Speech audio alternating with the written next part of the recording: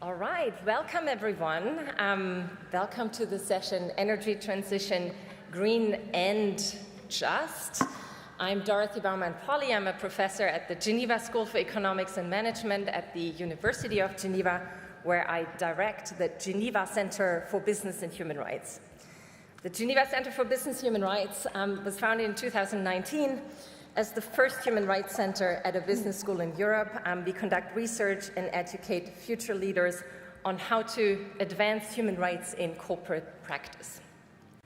So our work is very focused on bridging between academia and practice, and we're very happy to be here today in this big room. One of our work streams actually focuses on sustainable finance and the specific human rights component of sustainable finance. So before I introduce you to the panel's topic and the 5 fantastic panelists, I'd like to put this session in context.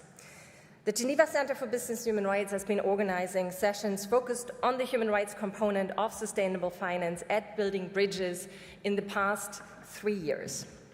In 2021, we collaborated with the Thun Group of banks, a group of banks that work together with the purpose of understanding how human rights can best be respected and promoted across all banking activities. The work of the Thun Group until then had not been public-facing, and at the Building Bridges session then, they outlined their plans for future work. And I'm very happy that Christian Leitz from UBS is on the panel today for a 3rd time. UBS is a participant of the Thun Group, and Christian Leitz has been a leading figure in this group from the very beginning. In 2022, at the Building Bridges session, we focused on the measurement of S in ESG. To this audience, I don't need to explain ESG, and I think I also don't need to explain that the S in ESG is the least well-developed component of this trias. From our perspective, the S to date is far from capturing human rights performance of companies. And as the current understanding of what S should measure is so weak, also the existing data on S is very weak. The discussion last year concluded that Geneva, with its combination of a strong finance sector and a unique concentration of human rights expertise, would be the ideal place to advance the understanding of the S in ESG. At our center, we followed up from the session with a group of students and an organization that has developed a code of conduct for the private security industry to develop better and industry-specific S indicators. And we engaged in this project to illustrate what the S concretely could look like. The publication that resulted from this partnership with the International Code of Conduct Association for the Private Security Industry will soon become available, and if this is of interest to you already today, you can pick up a hard copy from Chris from the ICOCA, who sits in the first row. A last announcement relating to the follow-up of our ESG session at Building Bridges last year. Our sister organization, the NYU Stern Center for Business and Human Rights, is also working on the S in ESG, and in a new report that will be published later this month, my colleagues will highlight that ESG, as it now exists, focuses on value rather than values, the risks to shareholders rather than the risks to rights holders. So watch out for that publication. So what are we doing today? In today's session, we want to explore another important human rights aspect of sustainable finance, namely the role that banks and investors can play in financing the energy transition, a transition that needs to be green and just. The background: at COP27 last year, business leaders confirmed their commitment to a just transition, the core of which is to avoid harm to workers, communities, and regions on the way to decarbonization and energy transition while contributing to the Sustainable Development Goals. So with today's session, we hope to highlight the inextricably linked nature between environmental and social sustainability and the need to advance both at the same time. In his opening statements on Monday, Patrick Gauthier made this connection very clear as he said that we need to focus on how to transform economic models so that they serve the planet and its people. Because we only have 1 hour and 5 excellent panelists, we agreed on 3 concrete objectives for this session. Objective 1 is, collectively, we want to highlight the role of financial institutions for advancing strategies that mitigate climate change and advance human rights. Second, we want to provide concrete examples of the intersection between social and environmental sustainability for the energy transition. And third, we want to outline how financial institutions can align their work and advance an energy transition that's green and just. All speakers will contribute to these 3 objectives, and they also promised to me that they will keep their responses very short and concise. It's a big panel, but I think we have an audience of experts here, and I'm very keen to also give you the chance to raise questions to these panelists. So let me sit down.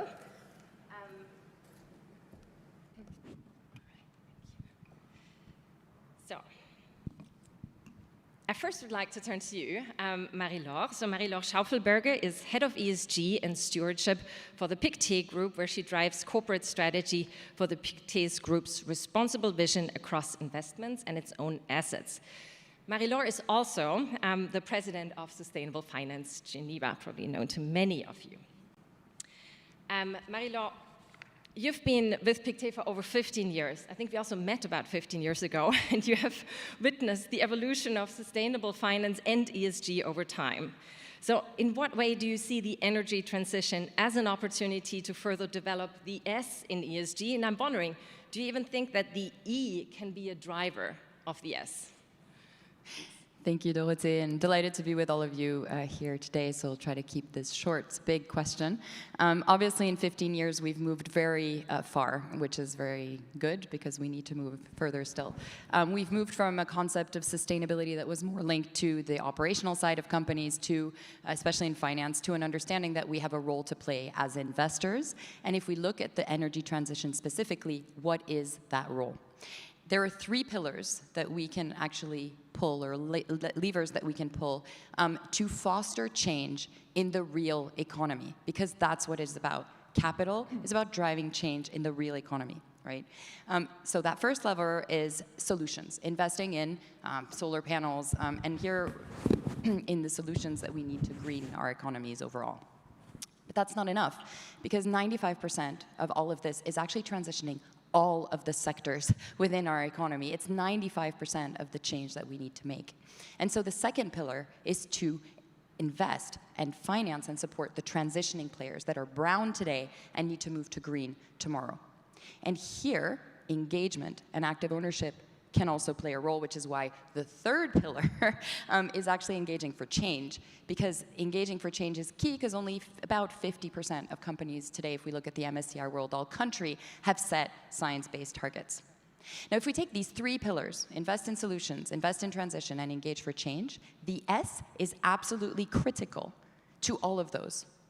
If we put a green bond out for deploying solar panels in a region, or a technical solution in a region where we don't actually get licensed to operate by the community, sometimes the community turns against the projects. If we don't start to build in the social foundations within the way that we want to deploy this transition, we won't make it. If we want to engage for change and we don't take into account civil society and the realities of inequalities and who is going to pay the price, we will not have a transition. So I'll end on that. I think the social foundations are critical to the energy transition, and without them, there will be no energy transition. Thanks, such great, strong opening statements. I briefly want to get to your role with Sustainable Finance Geneva as well. You're working on the intersection of an even broader range of issues in the S category, namely peace and gender finance. And I'd love to hear from you, how do these aspects play a particular role in the energy transition? Can you provide examples for how investors can concretely integrate those dimensions? Yeah, so I think it's great to want to tie all of these things together, right? We know today that we can't have like a forever TCFD, TNFD, TSFD, like also we're getting acronym fatigue, right? So we know we need to connect the dots, but we can't wait to have connected those dots, right? This can't be a just wait transition, which unfortunately it sometimes is what happens. So what can we do concretely today? Today, we can engage. We can ask for companies to give us better disclosures on what they are doing on the ground in terms of human rights due diligence, heightened human rights due diligence, conflict sensitivity as well. 25% of the companies in the world operate in fragile and conflict settings. Our supply chains, the supply chains of the companies in which we invest as global investors, are touched by very clear conflict-sensitive areas. So as investors, we can't have direct control on all of that, and we certainly don't want to pull out of all of that because we need that capital, right? We've talked about this for the last 3 days. But we need to ask the companies for more transparency, more disclosure in order to take better capital allocation decisions. So I think engagement is very, very tangible and something that we can already do today to ask those questions and to advocate very publicly as well within the markets where we have the most power and the most sway, so that others start to also talk about this important dialogue. And to be honest, if investors don't care today, wait until you see what's coming down the line in terms of European regulation in the CSDDD or other areas where this will become material for us very, very soon. Excellent. Thanks for highlighting the most important geopolitical dimension and disclosure as a means to the end, namely actual engagement. So you also played the ball to the next speaker on regulation. I'm happy to have Suzanne Spears with us. Suzanne is from the business human rights field, originally as a lawyer, but last year she founded Paxos Consulting, and she now supports companies in advancing human rights in corporate practice. And your lawyer background will certainly shine through when I ask you, as financial institutions are now requiring companies to submit transition plans that outline how they will transition to clean energy sources, why is this so important that banks actually analyze these transition plans and create their own transition plans for their own financial institutions, not just from a green perspective, but also from a human rights perspective? Thanks very much. And actually, Paxos is also still a law firm, so we do advise on legal issues. But I wanted to point out that even in the latest IPCC synthesis report, which will lead into COP28, and this global stock take that is being put forward by states at the G28, at the COP28, there's some new language that really emphasizes human rights for the first time, which I think is unprecedented. And in calling for the system-wide change that we need in all these transformations, the synthesis report talks about approaches to climate action that are aligned with the country's human rights obligations, and talks about incorporating marginalized groups, and says all of this will not slow the energy transition, but on the contrary, spur greater action, spur support, as we've already been hearing, and really drive us forward in terms of fruition of the energy transition. So quite clearly, as financial institutions and then the real economy adopt transition plans, it's absolutely fundamentally important that they also take into account the very real human rights impacts that could come from some of these transition activities. And as we've already heard, we're going to have various buckets of these activities. We'll have transition finance that's focused very much on solutions, on climate change solutions, so electric vehicles, but with electric vehicles comes a supply chain that has had some problematic history of human rights impacts throughout the supply chain, all the way back to the materials that are necessary for example, the batteries. And we know, of course, of human rights impacts in the cobalt supply chain. Then we have the transition activities that might be things that are already aligned with the transition objectives, but within those there may be some human rights issues, which would then make something not actually socially sustainable that is already considered climate sustainable. And similarly through the different types. So if you have something that's coming into alignment, they've committed, it might be a actually very carbon intensive industry, but they have committed to transition. Within those, very often you also see human rights impacts. So it's crucially important that financial institutions, as they put together their own transition plans, they are looking at what kind of both investments they're going to make, but also what they're going to finance. And then likewise, they make sure they're engaging with their potential clients or investee companies, portfolio companies, to make sure that they, in turn, have transition plans that focus on human rights. You mentioned regulation. I mean, this is all coming from various drivers, right? We've got the sort of the COP level, international level, but then we of course have at the regional level in Europe with the CSDDD, the Corporate Sustainability Due Diligence Directive, coming down the pipe, which requires human rights due diligence. It's the very purpose of it. It also requires transition plans. And then likewise at the national levels, we of course see already Germany having a supply chain due diligence act, a number of other states requiring human rights due diligence, and in many cases those also require transition plans. So we're really starting to see this wonderful intersection that you and I have been talking about now for some years. So human rights are no longer just nice to have, but it's becoming an actual legal requirement. You already provided some concrete examples, but before I pass on to Christian, you also said, well, it's now obligatory for financial institutions to create these transition plans. Can you give the audience sort of a flavor of how these look like and what the status of these are, and well, that's how advanced they are from a human rights perspective? Yes, okay. Well, I think that there are a number of civil society organizations that are starting to measure transition plans and trying to understand their effectiveness. And as a lawyer, I would counsel caution in adopting your transition plan to make sure you do not end up being accused of greenwashing or blue washing, I think we're now called, human rights washing, to ensure that these are truly not marketing exercises, but are actual plans with targets, metrics, and then transparency for reporting. And then most crucially, actually, engagement. We've talked about not only engagement with clients, but the really tricky thing in human rights is engaging with communities and those who will be potentially affected by all of this finance and investment.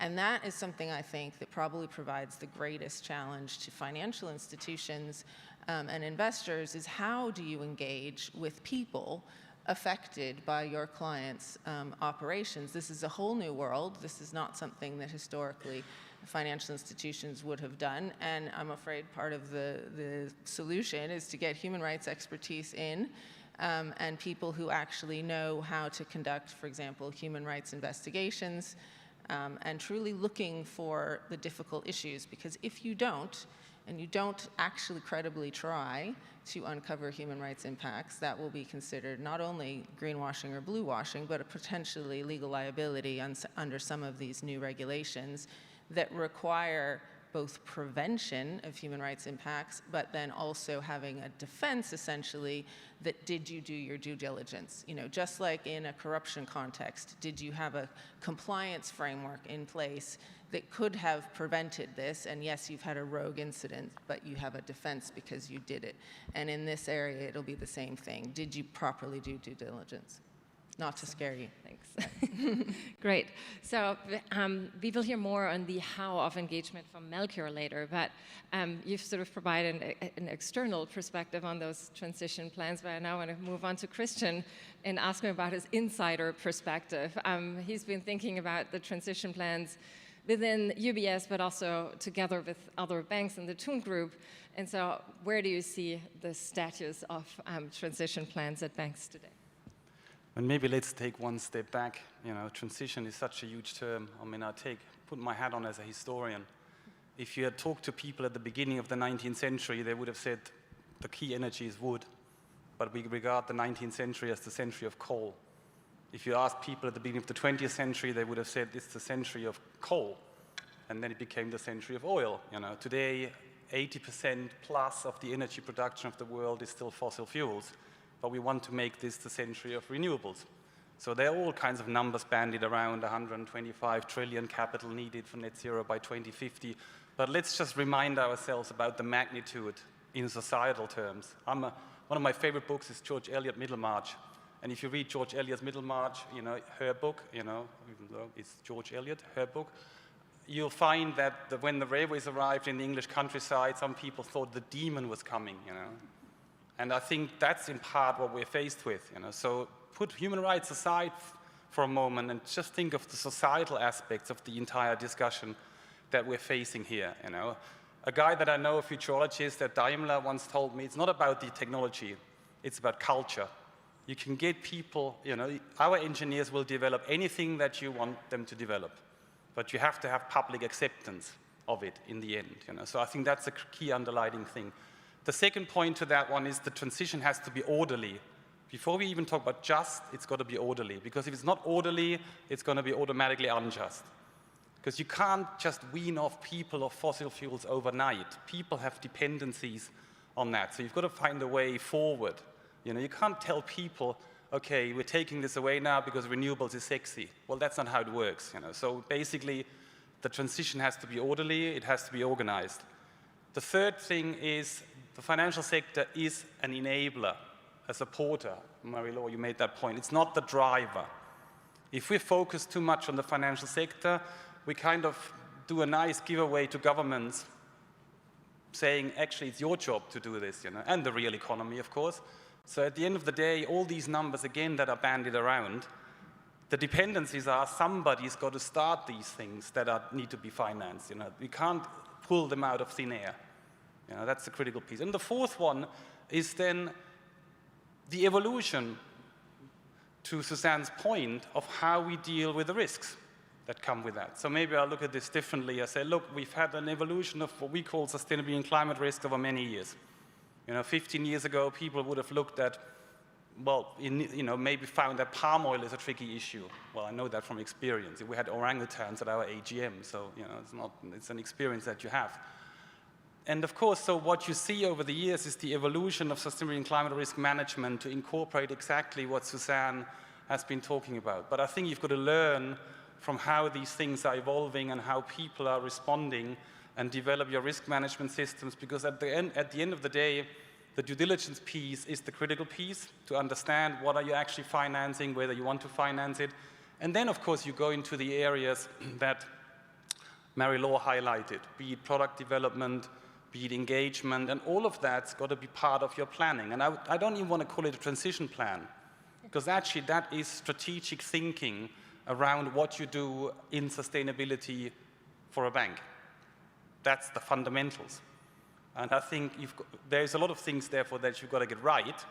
And therefore, I do agree with Suzanne, one's got to be very careful, in making grand statements, because this is really not easy stuff.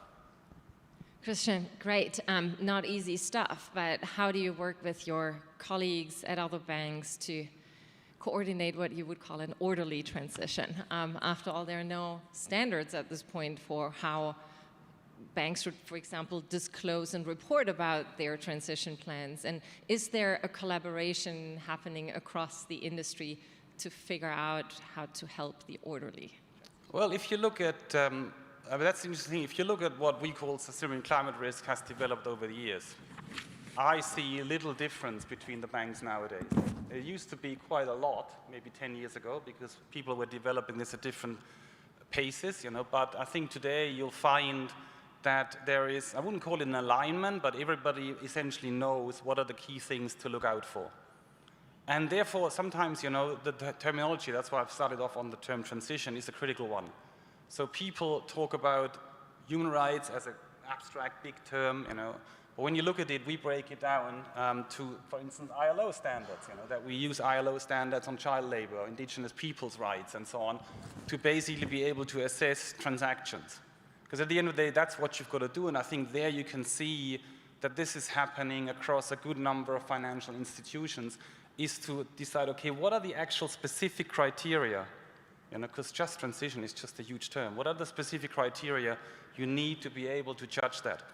And by the way, now you can see that, and I see Pavan sitting there, with the nature topic, that's of course also popping up now, and they already have the indigenous piece embedded in the TNFD. So again, that'll add to the whole discussion, and we will continue to have to evolve our risk management accordingly. Thanks, Christian. I think at this point it's very timely to actually pull up the definition of just transition by the UN. They say a just transition means companies embedding human rights, social dialogue, labor rights, and decent employment principles into climate risk management strategies to deliver shared benefits for businesses, workers, and communities. And of course, derived from this definition, there is a huge agenda of work for the International Labour Organization And we're happy to have with us Patricia Richter. She's been working with the ILO Social Finance Program since 2007, and she leads the program's work on sustainable investing and innovative finance. Patricia, I wonder how many people here actually in the audience know about the ILO's work on how financial institutions can promote a just transition, and can you tell us what you and your team have been working on and how you envisage that financial institutions embed relevant social considerations in their day-to-day business? Thank you so much. It's actually very nice to be on a panel where ILO and labor standards are mentioned before I get to speak. And perhaps we can turn your question to the audience. How many people have heard about the International Labour Organization and are familiar with some labor standards? Perhaps you can just... Great audience.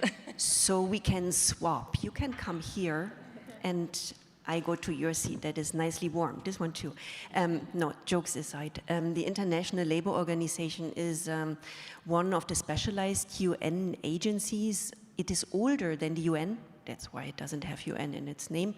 And the topic that the International Labour Organization really deals with is the world of work, with this vision of creating decent work for every man and woman out there.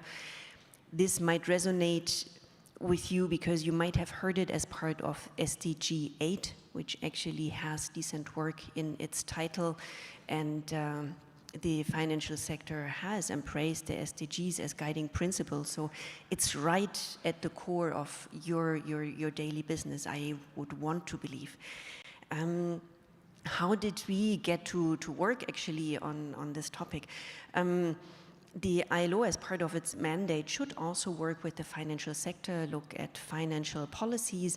This is what we have been doing for more than 30 years through a special program focusing on social finance, originating with the world of microfinance, financial inclusion, looking at insurance products as well, and for a bit more than 10 years also on sustainable investing. And this is where we saw green finance, green investments coming up. And actually financial institutions turning towards us. Yeah, but what do we do with those communities that you mentioned before, that don't want to give us the land? What do we do if the project's finance need to lay off people? Where do we get the new workers from? Because inherently there is a skills mismatch. You cannot just turn a worker from the brown economy into a worker of the green economy. What can we do? And those were the questions that were posed to us. The ILO more broadly, almost 10 years ago, published some just transition guidelines. They're mainly meant to be read and implemented by governments, but there are also some sections for private sector.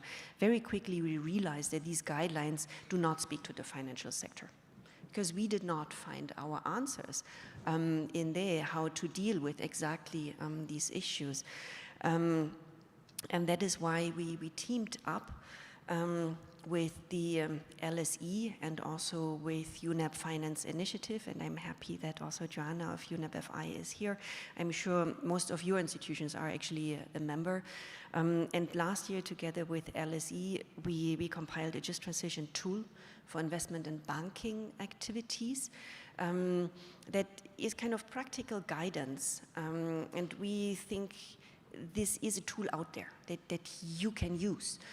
It asks first the question, what are the foundations that you need to have in your financial institution? Yes, you need to think through what does this climate transition actually mean for us? How can we integrate just considerations into our climate strategies? Is it worth having a just transition strategy? Well, that's on you to decide if you want to integrate or not, but you need to first have the foundations in place and ask these questions. Is it orderly? First, just, second? I would say the orderly approach should be to integrate just, and then we are talking about kind of the same thing, because we cannot afford leaving anybody behind. And I think this is, yes, it's a UN slogan, leave no one behind, but I fully believe in it. We cannot leave us as employees or as owners of businesses behind. We cannot leave the communities around us behind. We need to bring everybody to the table to have that conversation in order to be just. So foundations need to be in place. You need to get your strategies in place, your governance structure. You need to have just voices on your boards and your investment committees. They need to be there. For implementation, you need to get your products updated with a just lens. You need to implement. You need to engage. And I think this is the last point that I want to make here. You need to engage, especially with the clients. Why is this so important? They have so many new regulations as well, not just the financiers, also the clients. They have so many new regulations that they need to understand, they need to get to terms with, they need to create transition plans. How do they know how to do this? There's a role for the financial sector to actually engage with the clients and figure out what do they need, and can the financial sector support them in order to get there. Great, I love that. At this point, we reach sort of at this point of the conversation, we actually get to the practical tools. You highlighted the Just Transition Finance tool, and in developing this tool, Patricia, I'm sure you also found gaps in practice. So what is there left to do? What do we need to pay particular attention to in advancing a just transition? Oh, I like that one too. The first one is actually terminology. What is a just transition? And it is not transferring monies from the north to the south. It is not that. But this is what we have heard as part of developing such guidance. And this is important for us to realize. People hear a term, just transition, and create their own interpretations. And we need to stop that. We need to go back to the interpretations that are out there, and there are just transition guidelines from a UN agency out there. Go back and use it. Don't create your new one. First one, on terminology. Perhaps I want to make one on organizational structures.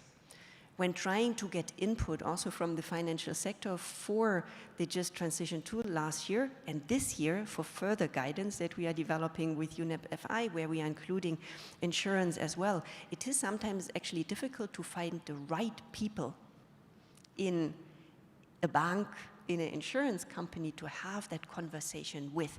Why? Because it might be that some CEO has heard just transition and then just says, yes, we need to do something. And then either it's the ESG team that picks it up, it's the risk team, it's the lawyers and the compliance team. But we need to think through organizationally, structure-wise, where is the conversation that we need to have. And all of them need to be involved. You cannot delegate it to one entity. It's not enough to give it to compliance. It needs to go through the organization, and then it can become just. And the last one on the gaps, it's really thinking of what is the role of the private financial sector. And we need to recognize also as a UN organization, the private sector is there to make money. And it's fine. This is the job of the financial sector, because if you wouldn't make money, your organizations wouldn't be there tomorrow. Full stop. And you are entrusted with monies that you need to make move. But there are engagement possibilities and partnerships out there that the financial sector can use to create more impact in addition to making money. And I think This is important. The financial sector is not out there alone. You have the private financial sector can also reach out to the public financial sector. We have development finance institutions out there that can partner. We have blended finance experiment with for so many years out there, where the private financial sector can learn, replicate together with the public financial sector, and lastly, also build on capacity building opportunities that come along such blended financial structures or collaboration with DFIs that the private financial sector can leverage for their own clients and building their capacity. And here I stop. Excellent, Patricia. I really appreciated your comments on the need to organizationally integrate these topics, not just with one person, but throughout the organization. This is something we look at very carefully from a management scholarly perspective as well. And of course, you also landed on engagement, and I'm very happy to now turn to Melchior de Morald. I don't think I need to introduce him here to this audience. I would call him one of the founders of sustainable finance here in Geneva, and he has plenty of engagement strategy experience. Every panelist mentioned that engagement is a key to advancing a just transition. Melchior, over to you. Thank you, and I will build up on Martina's appeal today, being first a bit self-critical about our own business of asset managers, and then proposing an appeal to Building Bridge for the next step of our shareholder engagement. So as you know, we are managing engagement funds for more than 15 years, trying to go your way of helping companies, partnering with DFI Foundation for enhancing positive externalities and so on and so forth. But let's take, we are speaking about energy transition and the supply chain of the energy transition. Thanks to Dorothée and others, we understand the huge pressure of that energy transition to the, with the extraction industries, with child labor, nature, biodiversity, and so on and so forth. So let's take a concrete example in our business. Let's imagine we have we discover in our portfolio that we have a few e-mobility companies in our, let's say, e-mobility fund or energy transition fund, which is sourcing with, okay, let's imagine a Chinese supplier in RDC, as just an example, no names. What do we do? If we are Article 6, we will, if we are smart enough, make a smart calculation of risk and rewards of that supply chain and try to calculate the appropriate price and keep the company or sell it a bit cynically. That's it. If we are Article 8, we might wait the next rating of ISS or others and rebalance a little bit the portfolio, integrating the new aggregated rating, integrating that dirty supply chain issue. If we are Article 9, we might maybe sell the stock because we will not more comply with our engagement. And then in the middle of that comes shareholder engagement. Marie-Laure, Martina, you were highlighting that. And by definition, shareholder engagement will grow. We were very early on, but now every asset manager starts engaging with company or active stewardship or shareholder engagement. So if you are brave enough, you join a shareholder initiative on supply chain code of conduct and push the ball there. If you are even braver, you send a letter telling to the company that we discover that trade suppliers with those issues, look at the Amnesty International or Dorothée report, and you need to get rid of that supply chain or sign a new code of conduct, so on and so forth. So at the end, that diversity of shareholders is very difficult to interpret for the board. What is exactly the voice of your shareholders? You have the US one, which are fighting against ESG, maybe 25% of the shareholders. You have the Article 6 in Europe, which are not caring at all, and so on and so forth. So at the end, it's difficult for the board to interpret. So let's take that precise example, precise supplier, Chinese supplier, in RDC. And there are few companies sourcing with that We know that. So why don't we launch a joint shareholder initiative with Building Bridge? Start engaging with a few companies sourcing with that supplier and coming, like Martina was saying, with concrete proposal. Let's say we find a foundation financing the working group. We identify a few global trading companies wanting to challenge their Chinese competitors, leveling up the pole in terms of code of conduct. We invite a few initiatives like Swiss Better Gold, for instance, which is formalizing artisanal miners for more than 12 years, so we know how we can do that. We find the right expert, the right financing. We even push up the issue towards a more diplomatic level. I don't know if you read the Chinese Foreign Affairs paper on global future, highlighting shared humanity and putting nature at the center. So Chinese wants to avoid that type, but nobody knows, nobody cares. So if we push up the discussion to the diplomatic level, and Geneva is ideal for that, we push the agenda to the WTO because there is a competition issue. You, as a e-car company in Europe, you need that low-cost, just-in-time cobalt for competing with the Chinese.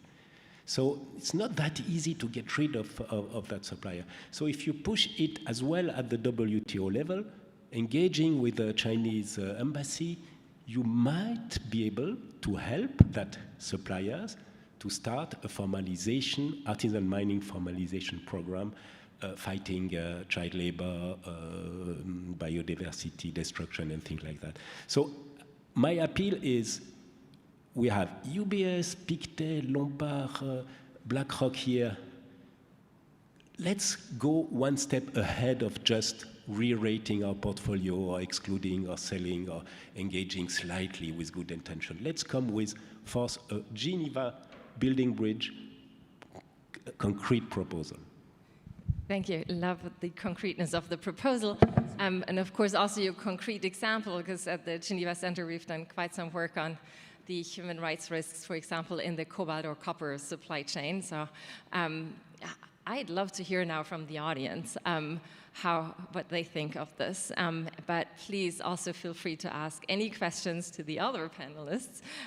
As you raise your question, please get up, indicate if you'd like to speak. My colleague Pascal Chavas over there will come towards you with the microphone. And then please say your name, where you're from, and then a short, concise question, not a statement. I will cut you off. So let's start over there, the gentleman in the white shirt. Thank you. Thank you. So my name is Dan Chakadronou. I am a CTO of a startup. Closer, please. Sorry. Yeah, this is better. My name is Dan Chakadronou. I'm a CTO of a startup trying to convince gas fields to convert to hydrogen production, and this way to promote a just transition by keeping the jobs and the infrastructure. So if we want to continue on doing something like this and promote this, how the financial sector can help us to convince such companies to go through with this? Great question. Do you want to direct it to anyone specific on the panel? So I think, Christian, you talked about this is more for the policymakers to do. How can you help as a vessel for making this change? How much time do we have, and where's my client relationship manager? 1 minute. I mean, look, that's exactly a classic example, of if I ask an audience, give me a project that you feel is sensible, all of you will come up with something. Then we run it through compliance and everything else, and out of the 100, 1 will be left. So I think my point is, we need to know the exact criteria. That's my earlier point too. Talking at that high level of making things happen is fine. But at the end, you've got to run it through the structure of your organization. By the way, one other point here. I don't like the word bank. We should really talk about business model.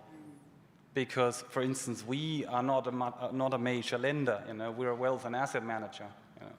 If you're a retail bank only, you have a different discussion again. So I think we've got to be careful about what we talk about. But I think the critical piece is, at the end of the day, one's got to sit down and really understand what are the ins and outs, what are you talking about, because the one replacing the other sounds good on the surface.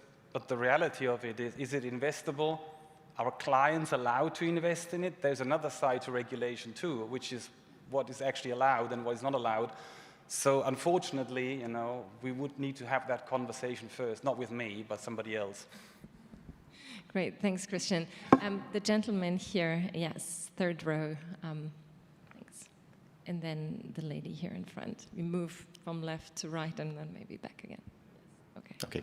Thank you. Andre Langvos. I don't know who of you has been here 1 month ago when there has been the World Resources Forum. There had been a couple of pictures exactly about the cobalt mines. So I would like to take this challenge. Let's sit together this afternoon and create something. Because the pictures that we have seen, there was a big hole with several thousands of people in Congo, digging in a hole, trying to find some cobalt. And one of the last pictures that I've seen had been 2 children, less than 10 years, covered with sulfur, trying to look for some pebbles. Let's do something, and let's start today. Thank you for the support. I've actually been to this exact mine, I believe, so I'm in. Count me in this afternoon. Pascal, here, the lady over there, and then the lady in the middle. Thanks.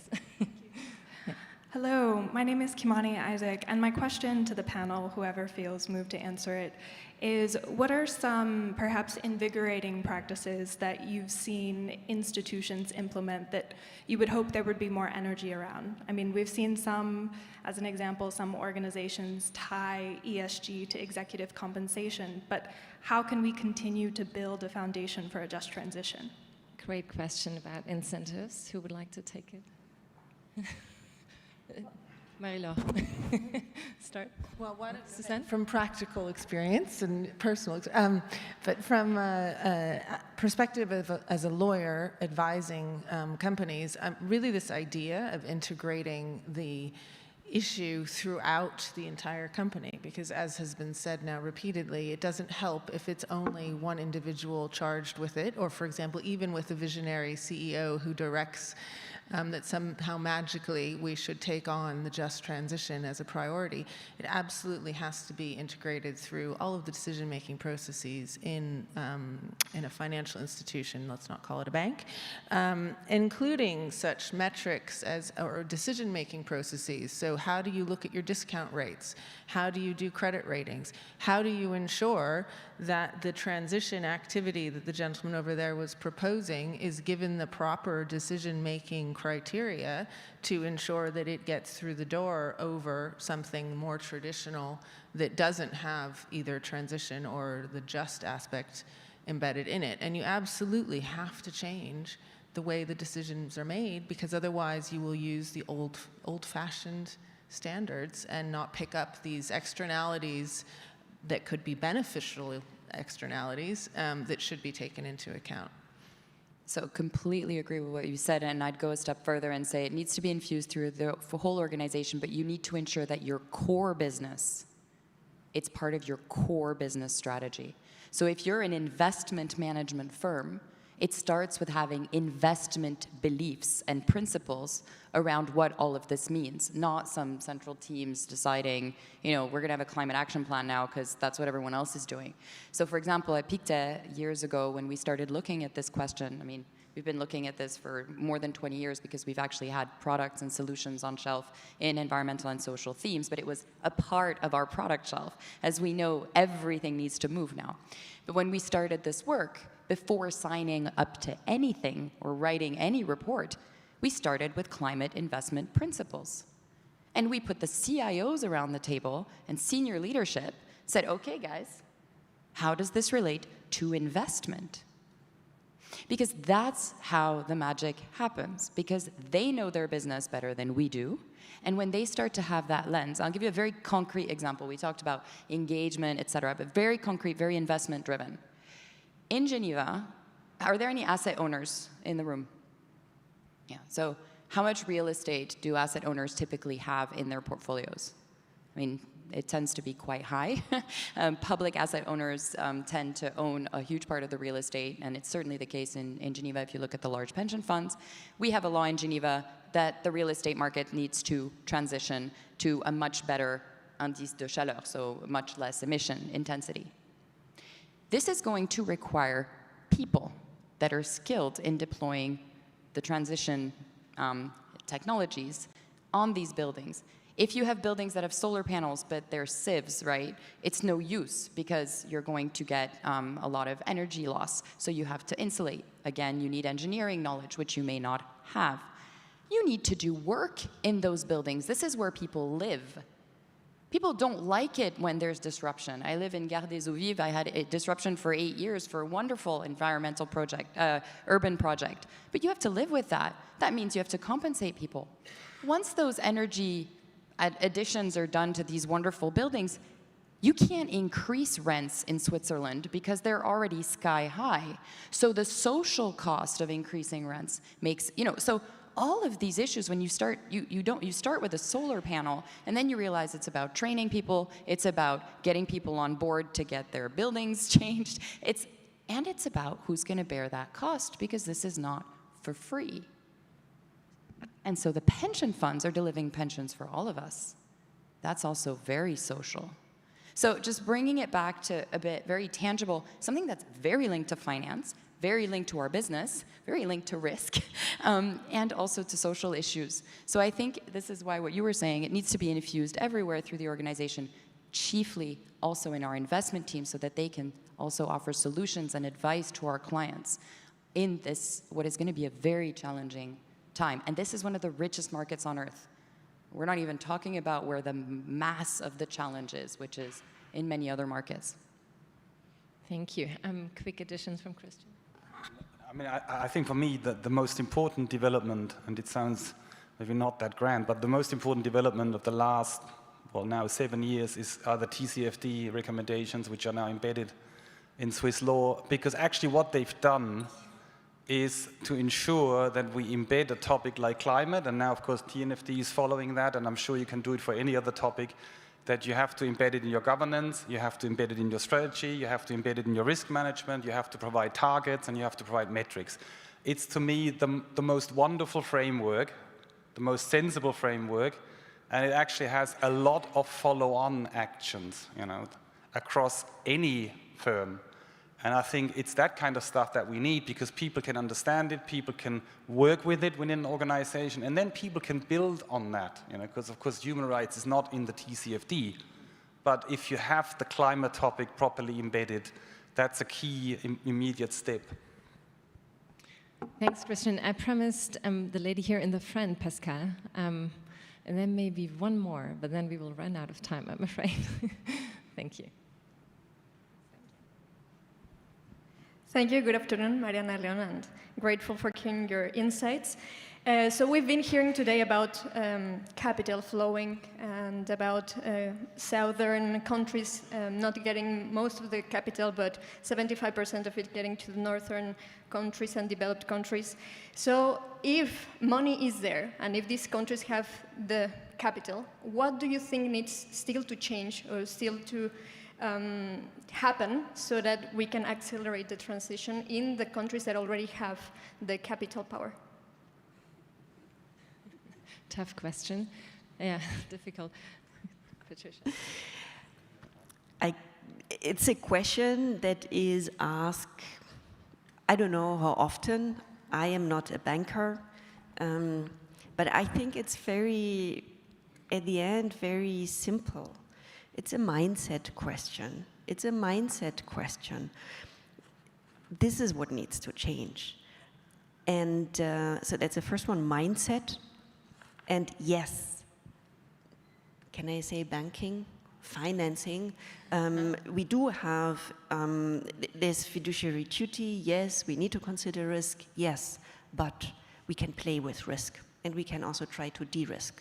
And I think there should be more appetite to engage in innovation around de-risking, that we do not continue thinking what is the lowest risk that we can invest in? No.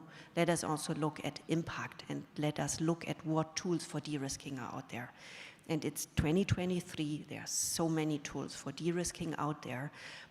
We can start with financial instruments for de-risking. We can talk of insurance, we can talk of blending, but we can also talk of non-financial de-risking. We can talk of capacity building, of technical assistance to investee companies. There's a lot out there.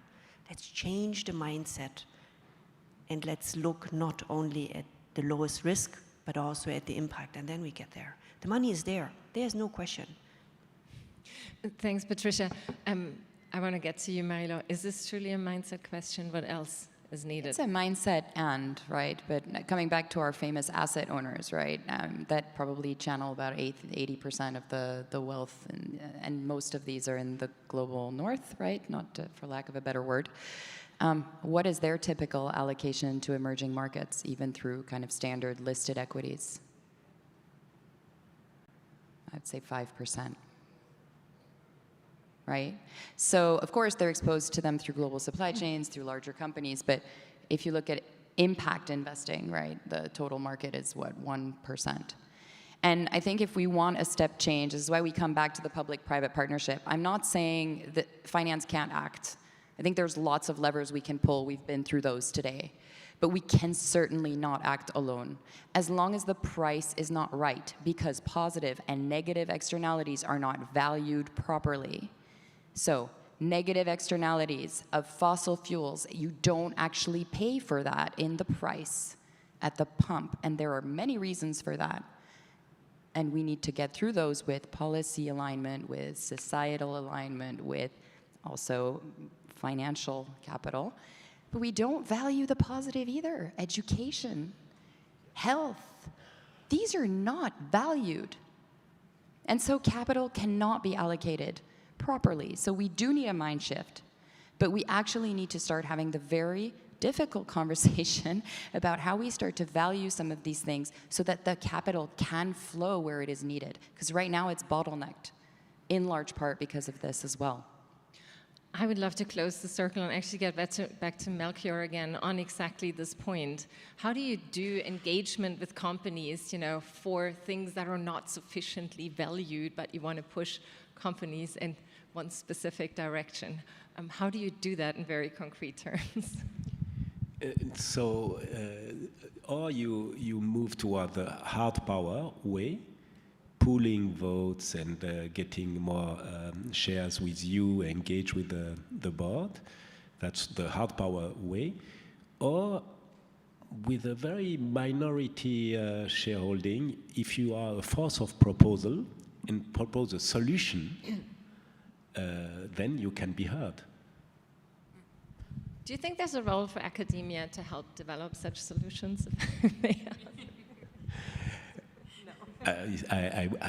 My proposal today is to join up with you on a specific RDC cobalt supply chain and provide solution to the company which are sourcing with that precise suppliers, and inviting stakeholders like the ILO, the WTO, some Chinese diplomats to raise the pole, maybe engaging with big competitors, Trafigura, Glencore, who knows, and try to propose a solution to those e-mobility or car companies sourcing through that value chain.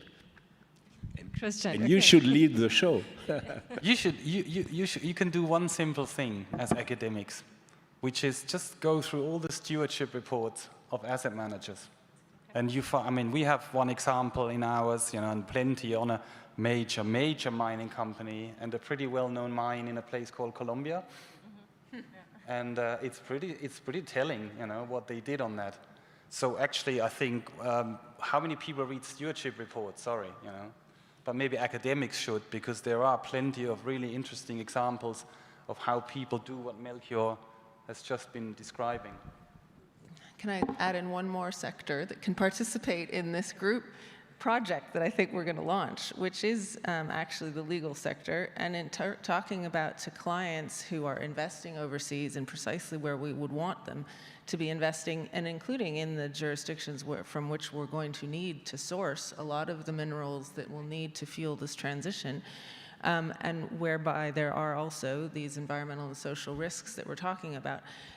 Persuading them that their investments will be that much more secure if they ensure they operate in accordance with international standards in terms of social and environmental issues, because then they will face fewer political risks in those countries, including risks by populations who become opposed to those projects, and that then can often lead to governments taking action against them. So in addition to going to the WTO, we should be also with the investment community, which is ICSID, run out of the World Bank, and really looking at how we can persuade that secure investments means sustainable investments.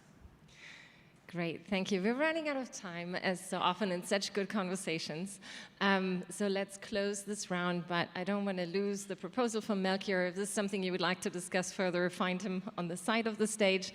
I want to thank all of you, and also fantastic audience, great questions. This is just the end of the beginning, I believe. So there's more to be done, but I thank you all.